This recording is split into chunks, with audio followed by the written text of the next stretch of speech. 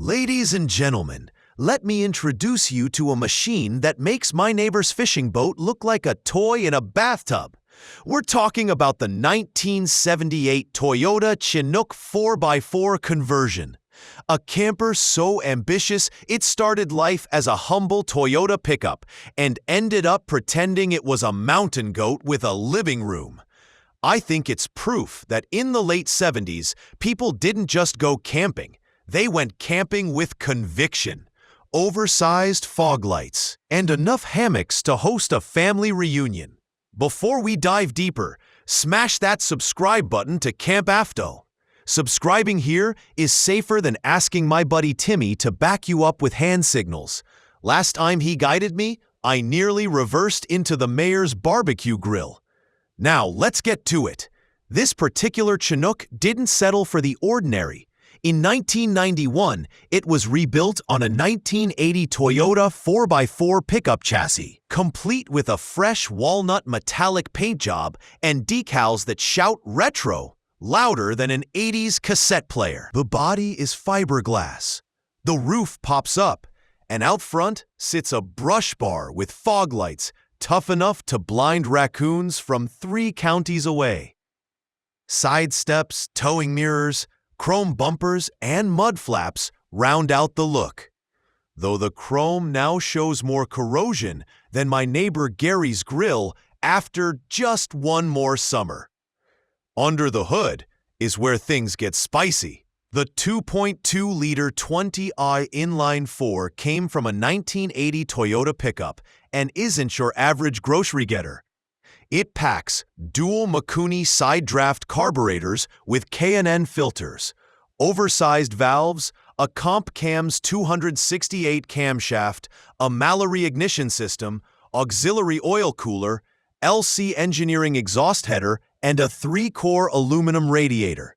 I believe that's enough gear to make this little motor sing louder than Timmy after his 3rd round of karaoke. It's paired with a G52 5-speed manual and dual-range transfer case from a 1985 Toyota 4x4, meaning it crawls, climbs, and conquers like a champ. The clutch? Freshly replaced, so no excuses. Suspension wasn't ignored either. It sports a 3-inch lift up front, 4-inch out back, rear air shocks, and heavy-duty sway bars. Black 15-inch steel wheels wear 31 x 10.5 Wild Country Radial XTX Sport tires, which I think give it more stance than a bodybuilder on picture day. Inside, the front cabin looks like the 70s met a Japanese engineer with a sense of humor. Recaro seats in tan vinyl and corduroy. An AM/FM radio with Jensen speakers, Nippon Denso air conditioning, power windows, and even a CB radio. The cruise control doesn't work. But who uses cruise control when you're bouncing over rocks anyway? What I like the most is the Wayfinder digital compass, because nothing screams confidence like admitting you're lost, but digitally. The fiberglass camper shell is a world of its own. A pop-up roof for standing room, a dinette with fold-away table, an L-shaped couch that turns into a bed, dual roll-out hammocks, a kitchenette with sink, propane burners, convection microwave, wooden cabinetry, power outlets, and a converter. Even orthopedic foam mattresses made it inside.